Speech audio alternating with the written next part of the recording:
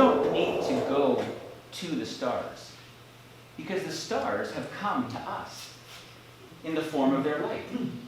And we've learned how to read the wavelengths in the light that we receive. And so it's a beautiful thing that we live in this one world, orbiting this one star in this one galaxy amongst, as it turns out, hundreds of billions of galaxies. And as we become this capable creature, we're able to use our brains and our observation tools and calculate, and it's all based on the photon. It's all based on we gathered that light in, and we now know.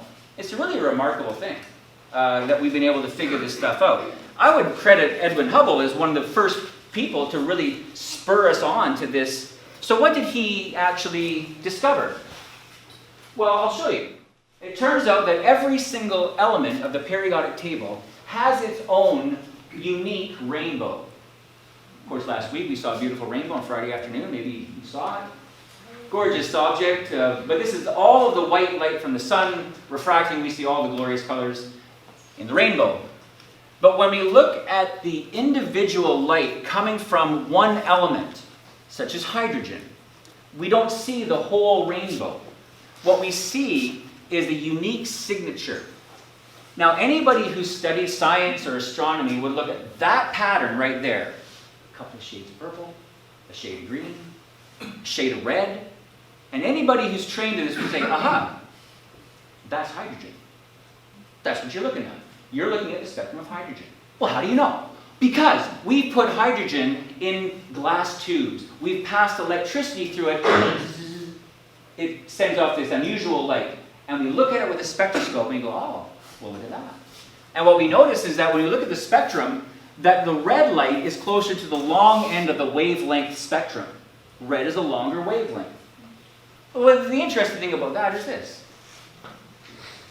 We only see a very short region of the electromagnetic spectrum. We see between about 300 and 700 nanometers. A nanometer is about a billionth of a meter. Did I say a picometer is a billionth? Yeah. No, it's not a billionth. It's 1,000 billionths. Because a nanometer is a billionth of a meter.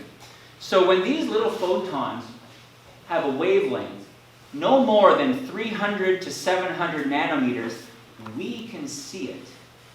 But they're not the only wavelengths in this room. For instance, if we could see just a little bit longer wavelength, we are all light sources. What we would see is the glow of the infrared energy coming off of all of us. And it would be very bright in this room if we could see that. There's other wavelengths in this room. In fact, there's this tremendous mess of waves bouncing all over this room. But most of the time, the only device that we use are our eyes. And unfortunately, our eyes limit us to this very, very short and narrow wavelength between 300 and 700 nanometers. That's interesting. Usually, people are quick to deny what they can't see.